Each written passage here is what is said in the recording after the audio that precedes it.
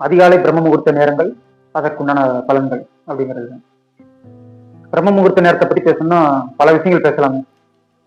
இருந்தாலும் இப்ப நான் பேசக்கூடிய விஷயங்கள் எதற்காகனா, தியான பயிற்சிகள், அதை சார்ந்து தவ பயிற்சிகள், யோக பயிற்சிகள், இதற்காக அதிகாலை பிரம்ம முகூர்த்த நேரங்கள் 3:20 to 4:20 இந்த நேரங்களை பயிற்சிகளை செஞ்சுட்டு வந்தோம்னா நம்மளுடைய வாழ்க்கை முன்னேற்றத்துக்கு, பயிற்சிகள் சார்ந்த விஷயங்களுக்கு ஒரு நல்ல ஒத்துழைப்பு நமக்கு கிடைக்கும். எப்படின்னா, இந்த நேரங்கள் ஒரு அமைதியான சூழலை இயற்கையே, அந்த பிரபஞ்சமே நமக்கு உருவாக்கி கொடுத்துருக்கு.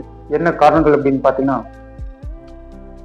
ஒவ்வொரு நாட்டோட அந்த பிரம்ம முகூர்த்த நேரப்படி அதிகாலை நேரம் 3:20 to 4:20 அனைவரும் நல்லா அசந்து தூங்கக்கூடிய நேரங்கள் தாங்க.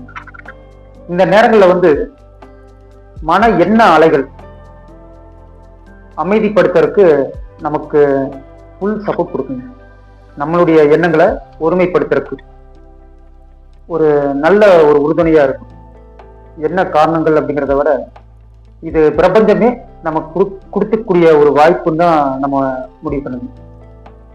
இந்த மாதிரி தியானம், தவம், யோகம் இந்த பயிற்சிகள் எல்லாம் நம்ம வாழ்க்கையில செய்யும் போது நம்மளுடைய வாழ்க்கையின் நோக்கம் என்ன அப்படிங்கறத முழுக்க தெரிஞ்சுக்கலாம்.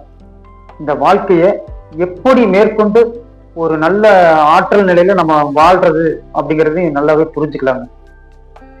இதை தெரிஞ்சுக்கிறதுனால நம்மளுடைய வாழ்க்கை முன்னேற்றத்தையும் வாழ்வாதாரத்தையும் ஒரு சரியான இடத்துக்கு நம்ம கொண்டு செல்ல முடியும். இந்த நேரங்கள்ல பயிற்சிகள் செஞ்சு செய்ய தன்னுடைய சுய சிந்தனை ஒரு சரியான ஒரு இலக்கை நோக்கி சென்று போயிட்டே இருக்குங்க. அந்த இலக்கு எதுங்கிறது அந்த இறை சார்ந்த ஒரு விஷயத்தை தான். இந்த நேரங்கள் நம்ம பயிற்சி பண்ணும்போது வாழ்க்கையோட முன்னேற்றம் மட்டும் கிடையாது, பொருளாதாரத்திலையும் நமக்கு தேவையான அத்தனை விஷயங்களுமே நமக்கு கிடைக்கும்.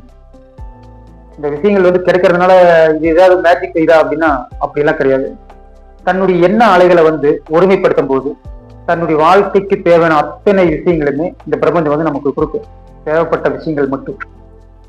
தேவையில்லாத விஷயங்கள் நம்ம எவ்வளவு முயற்சி செஞ்சாலும் கிடைக்காது. அது ஒரு பக்கம் இருந்தாலும், அந்த தேவையில்லாத விஷயங்களே நீங்க வேணும்னு நினைச்சு கேட்டீங்கன்னா கூட கிடைக்கும். ஆனா அதற்குண்டான பலன்கள் வேற மாதிரி இருக்கும். அதனால நமக்கு தேவையான விஷயங்கள் என்னங்கிறது அந்த பிரபஞ்சத்துக்கே நல்லா தெரியும். ஒரு குழந்தைக்கு என்ன கொடுக்கணும் அப்படிங்கிறது ஒரு தாய் தந்தை இருவருக்குமே சரியா தெரியும்.